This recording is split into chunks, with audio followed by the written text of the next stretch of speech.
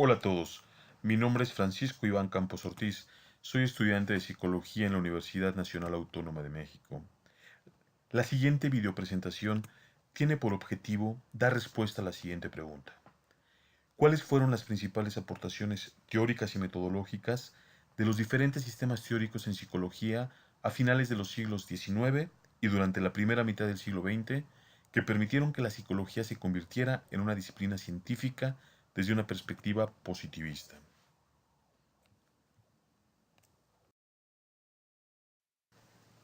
Antes de entrar de lleno a este recuento, vamos a realizar una breve introducción. La historia del funcionamiento de la mente humana tiene sus bases en concepciones muy antiguas con los pensamientos de filósofos clásicos tales como Sócrates o Platón. En esta época se afirmaba que la acción de espíritus en el cuerpo humano eran los responsables de las acciones de las personas. Se llegaba a hablar de fluvios, de espíritus en la sangre, de aire recorriendo en el cuerpo, pero fue precisamente la separación del cuerpo y alma, la separación de esta dualidad, la que detonó la intención de investigar más los mecanismos de la mente. En este video vamos a realizar un recorrido por las diferentes aportaciones teóricas y metodológicas que definieron la psicología en estos siglos a partir de los planteamientos realizados por diversos autores. Vamos a hablar del estructuralismo, del funcionalismo, de la influencia que tuvo Charles Darwin en todas estas investigaciones, de, de Wundt, por ejemplo, que es considerado el padre de la psicología. Hablaremos del conductismo, de los trabajos de psicoanálisis y teoría de personalidad de Sigmund Freud.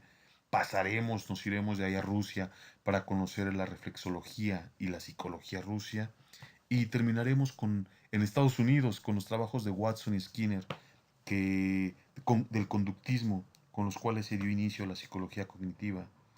Todas estas teorías, desarrolladas bajo un enfoque positivista, cimentaron el camino de la psicología científica tal y como la conocemos el día de hoy y permitieron la creación y perfeccionamiento de nuevas metodologías para décadas subsecuentes.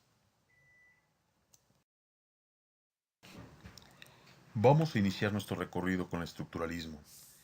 El estructuralismo de Titchener se basa en el método introspectivo, donde un sujeto que es adiestrado previamente ejerce observación de sus propios procesos fisiológicos y realiza una descripción de lo que está viendo.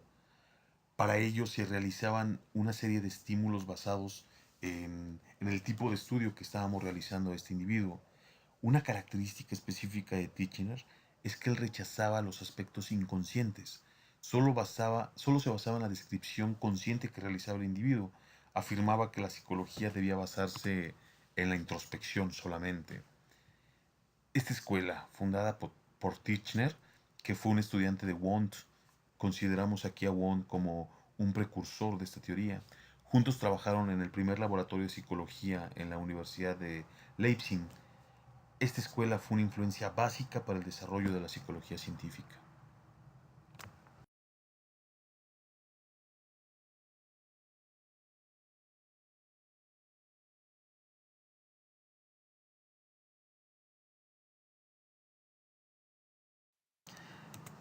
Se basa prácticamente en la existencia de tres elementos en la mente.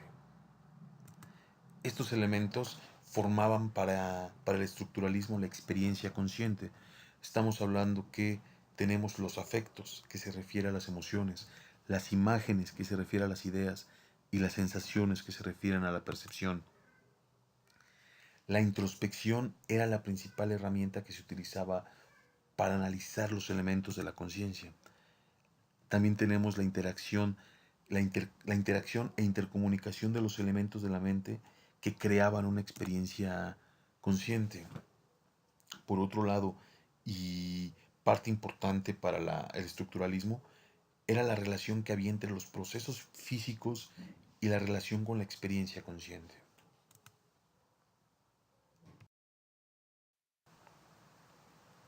En el caso del funcionalismo, nace en oposición al estructuralismo. Es considerado como el primer sistema norteamericano de psicología. Se encarga de estudiar la mente tomando como base las funciones que desarrolla cada individuo, su interacción con el medio, conductas, causas y los efectos en su entorno. John Dewey y James Angel son los pioneros del funcionalismo. William James es el primer psicólogo norteamericano que inició la escuela funcionalista considerando el estudio de la mente como una parte funcional y útil del ser humano.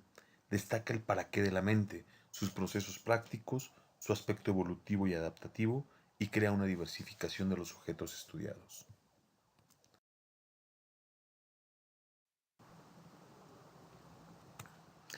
Se dio en diferentes vertientes.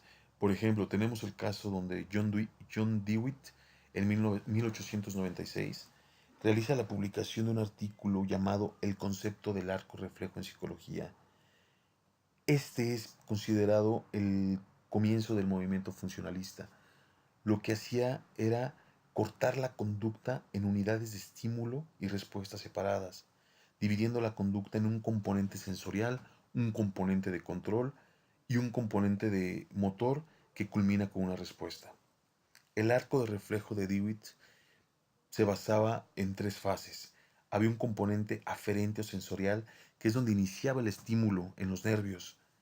Había un componente asociativo de control, que estaba mediatizado por la médula espinal y el cerebro, y había un componente eferente o motor, que era mediatizado por los nervios y culminaba con una respuesta.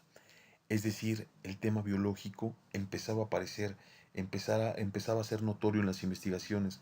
Ya teníamos, ya estábamos hablando que los nervios sensoriales, la médula espinal, el cerebro, los nervios participaban en este proceso sensorial. Dentro de la metodología del funcionalismo encontramos las aportaciones de James Angel y Harvey Carr. Angel consideraba al funcionalismo como la psicología de las operaciones mentales, es decir, el qué de la mente debía incluir el cómo y el por qué. Hablaba de las utilidades mentales de la conciencia y de la psicología, y hablaba que el funcionalismo era la psicología de las relaciones psicofísicas, que hay una relación entre el organismo y el ambiente. Harvey Carr, por otro lado, estableció las fases del acto adaptativo, partiendo de un estímulo motivador, una situación sensorial y una respuesta para satisfacer estas motivaciones. Por otro lado tenemos a la psicología de la Gestalt. Esta psicología se encarga de estudiar cómo la mente organiza en formas completas las imágenes del mundo externo a través de la percepción y la memoria. Es por eso que la percepción de un conjunto de manchas se convierte en objetos o personas. Gestalt se puede traducir como forma o contorno. La Gestalt nace a partir de un artículo publicado por Max Werner, Wolfgang Kohler y Kurt Kofka en 1912. Ellos sostenían y defendían que era legítimo usar en la introspección descripciones simples, aunque esto fuera en contra de los pensamientos de la época.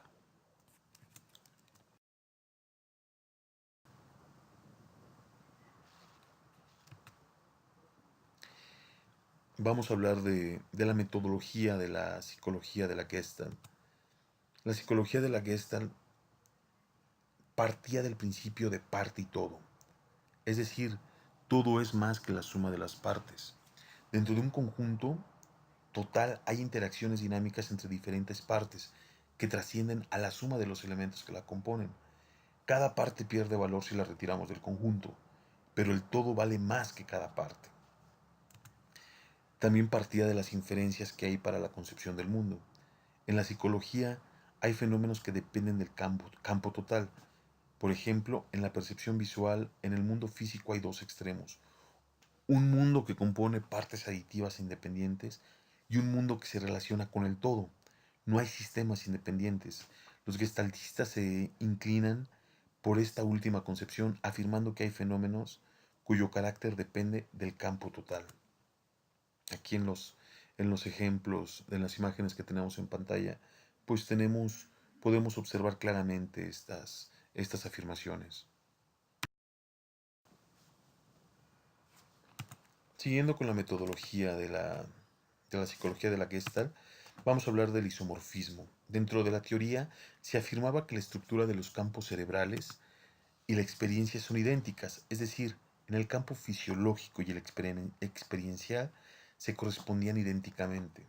Un ejemplo es un mapa y un país. Sabemos que no son lo mismo, pero podemos ver características del país en el mapa y viceversa. Las inferencias para una concepción del mundo. Esta terapia explicaba que la experiencia presente solo puede explicarse sobre la relación del estado presente del campo, y se mostraba poco interés sobre la experiencia pasada. Esto debido a que el conocimiento presente realizaba una explicación completa. La actitud hacia el análisis.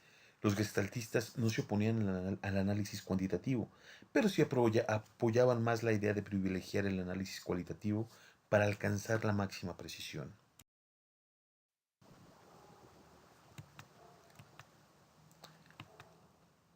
Ahora vamos a hablar del psicoanálisis.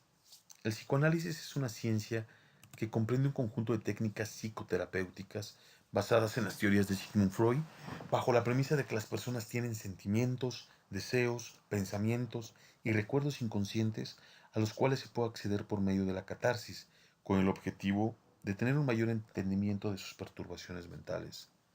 Sigmund Freud es considerado como el padre del psicoanálisis.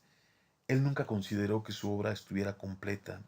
Inclusive, antes de su muerte siguió haciendo cambios a su obra. Freud fue médico, psiquiatra, científico, psicólogo, filósofo, crítico y quizá un genio de nuestra época.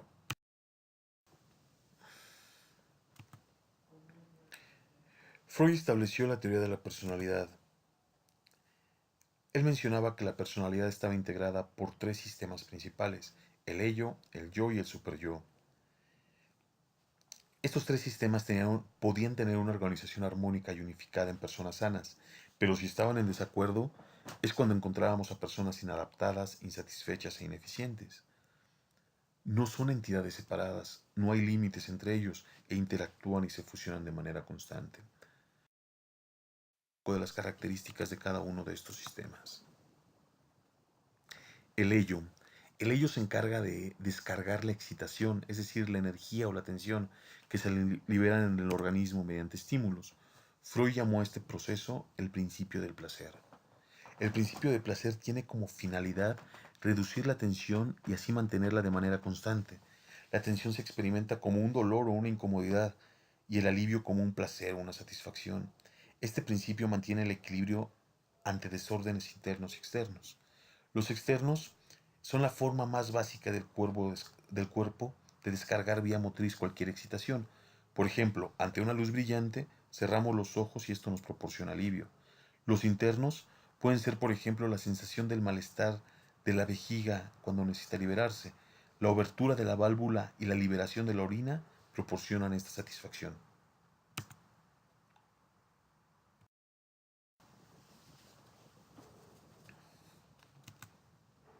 Ahora hablaremos del yo. Hay deseos que el ello no puede satisfacer por sí solo, como conseguir alimento. Para ello requiere de un sistema psicológico llamado el yo. En una persona ya sana, el yo gobierna la personalidad, domina al ello y al superyo.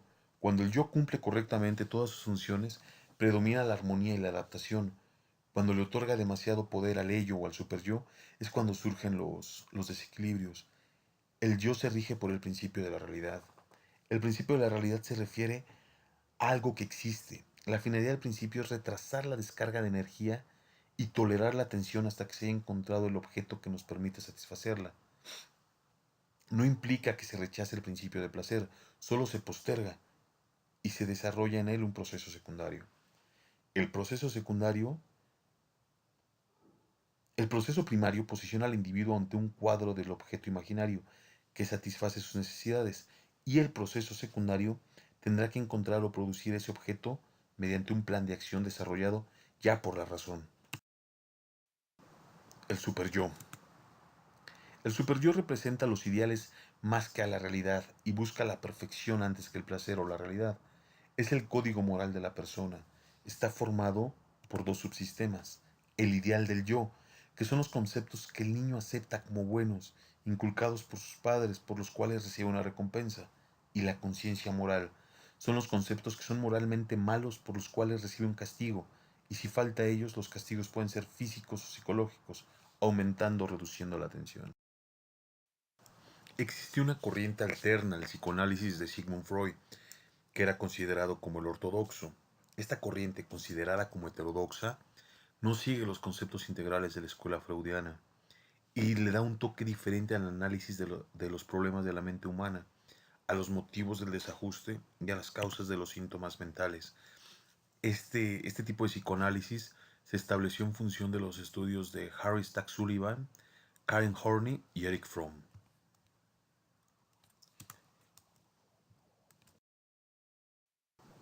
Ahora hablaremos de la reflexología rusa. Esta reflexología es reconocida por generar las bases del estudio fisiológico de la actividad nerviosa superior. Sechenov abrió el camino para la reflexología después de los conflictos políticos, ideológicos y sociales en Rusia. Cuando Lenin llega al poder, se pudo crear con la implementación del régimen materialismo dialéctico. Vladimir Betcharev fue neurólogo, psiquiatra y psicólogo. Es exponente de la reflexología clásica. Su teoría se considera como el origen de las actuales corrientes de la psicología de la conducta. Iván Pavlov, también uno de los exponentes de esta reflexología, fue fisiólogo y psicólogo. Trabajó de forma experimental con perros, arrojando interesantes resultados que llevaron a muchas investigaciones del condicionamiento clásico.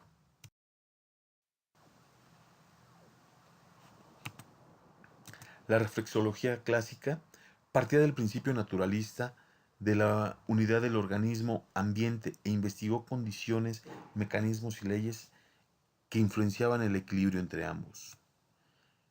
El objetivo de esta reflexología fue crear un enfoque psicológico, objetivo y experimental, sin aspectos espiritualistas o introspectivos, centrándose en reflejos y unificando todos los fenómenos fisiológicos, psicológicos y sociales.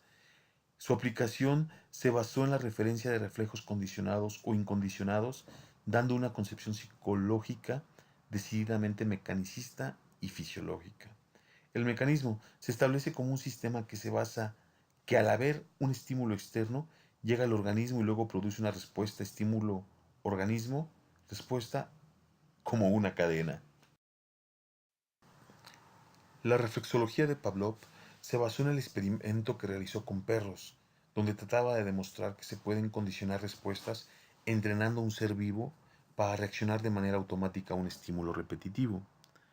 Él lo que hacía era sonar una campana antes de alimentarlos para condicionar dicho sonido a la acción de comer. Al sonar la campana detectó la secreción de saliva y jugos gástricos y abrió orificios en el abdomen para observar la recolección de datos de manera inmediata. Demostró que el sonido de la campana activaba el sistema digestivo de los perros. Bastaba con el estímulo auditivo, aunque faltara el estímulo de alimento. En la última parte de su experimento, cortó las conexiones entre el sistema nervioso y el gástrico. Al sonar la campana, no se secretaron jugos, demostrando que la psicología controla lo biológico.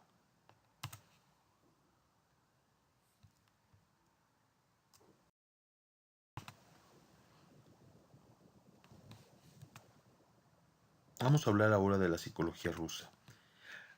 En 1917, con la revolución, Rusia se reorganiza en diferentes aspectos sociales bajo la directriz de la concepción materialista dialéctica de Marx y Engels. Este materialismo se oponía al idealismo, a la metafísica, y esto permitió un desarrollo cualitativo de la psicología con resultados incuestionables.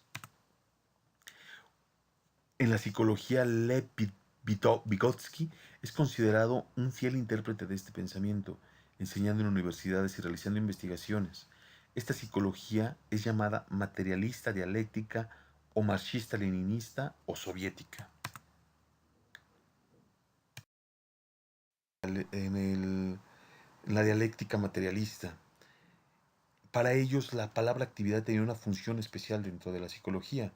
La actividad humana laboral se diferencia de la conducta instintiva de los animales, lo cual, al proyectar primero en la mente una idea antes de ejecutarla, permitía la elección de medios, modificando un proyecto antes de llevarlo a cabo, es decir, permitía tener ensayos previos, elevando la categoría del cerebro humano sobre los animales, solo por el hecho de ser humano y tener la característica específica de ser libre y tener responsabilidades. Con esto se enriquecía la idea del carácter activo de la conciencia, donde se podía penetrar conociendo la realidad, pero modificándola en la mente.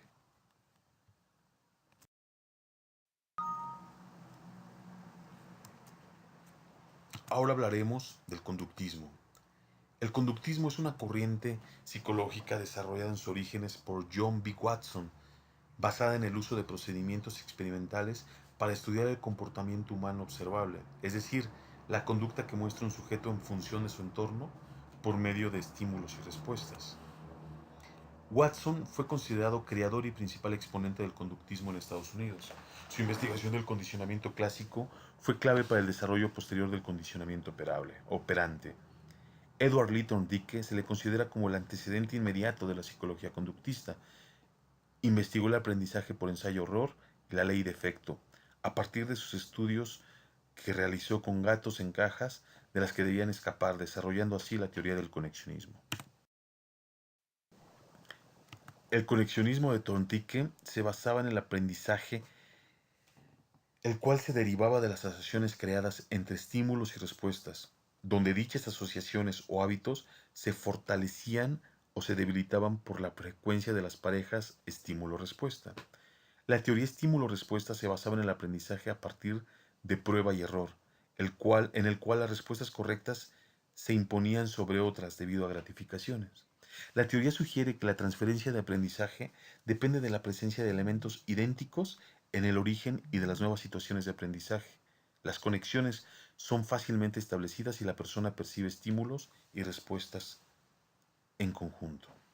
La polaridad es la contraposición de direcciones que pueden seguir de lo positivo a lo negativo, del agrado al desagrado, de lo justo a lo injusto, de la atracción a la repulsión.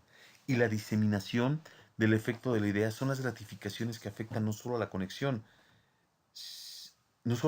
que las produjo, sino también a las conexiones temporales adyacentes.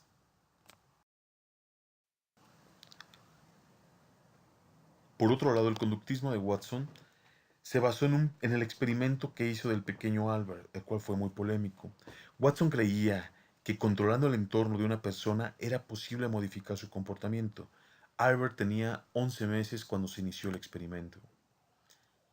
El objetivo era comprobar si era posible condicionar al niño para que sintiese miedo a un animal que se le mostraba al mismo tiempo que un ruido, si ese miedo era posible de transferirse a otros animales y el tiempo de duración de tal miedo. El niño no sentía miedo al contemplar animales, pero sí cuando oyó el golpe de una lámina metálica producida con un martillo. Después se le mostró a Albert un ratón blanco e inmediatamente se provocó un fuerte ruido. Tras varios intentos, el niño lloraría al ver el ratón blanco. El objetivo del estudio sobre si era posible el condicionamiento arrojó un resultado positivo.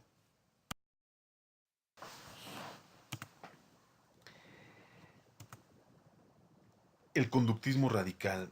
Esta corriente proponía sustituir toda tradición intelectual de la psicología que buscase la causa de la conducta dentro de los seres humanos. Skinner responsabilizaba de la conducta al entorno.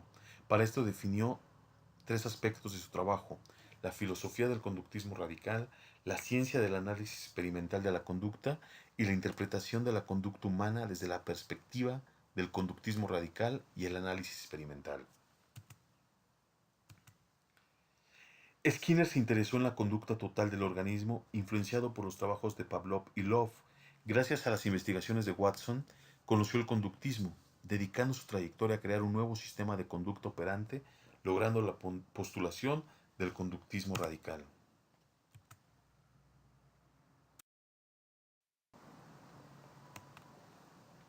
La metodología operante del conductismo de Skinner se basó en un experimento, donde eligió una situación experimental con fluidez de conducta sin fragmentarla. Situaba a un organismo en determinado lugar y se le reforzaba con alguna conducta. Se observaban los cambios graduales. Después ejercía control sobre el entorno para mantener las variables constantes y observar cómo se modificaba la conducta. Posteriormente seleccionaba una respuesta simple, aunque sea algo artificial, que fuese fácil de observar, inequívoca y cuantificable mediante aparatos para un registro acumulativo de respuestas. Finalmente, definía la tasa de respuestas como dato básico del análisis.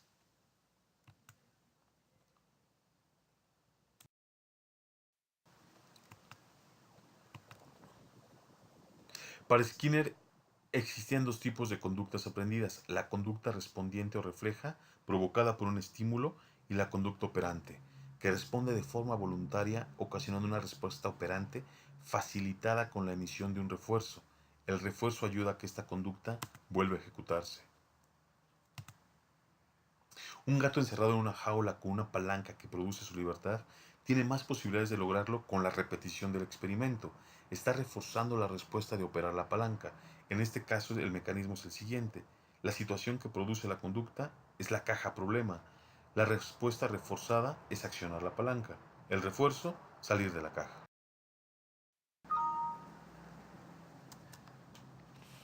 Con esta teoría terminamos este recorrido. El establecimiento de la psicología como ciencia fue un proceso que desde sus inicios se vio favorecido gracias a la postulación de todas estas teorías y metodologías. Muchas de ellas se confrontaban, pero gracias a eso se complementaban y detonaron un desarrollo más complejo.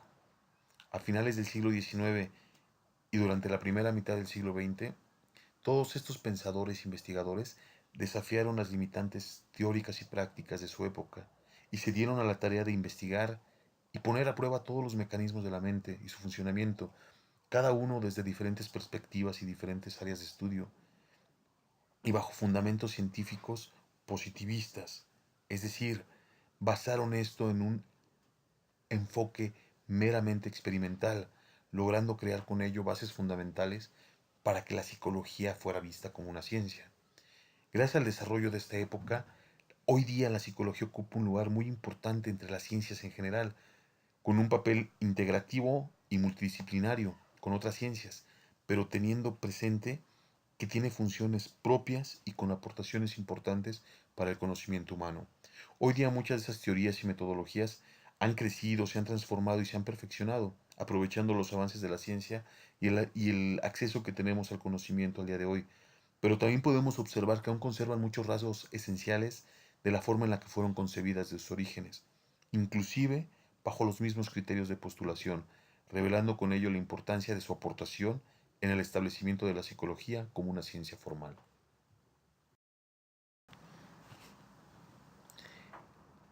Pues con esto damos por terminado nuestro video. Les agradezco mucho la atención y haber llegado hasta este punto.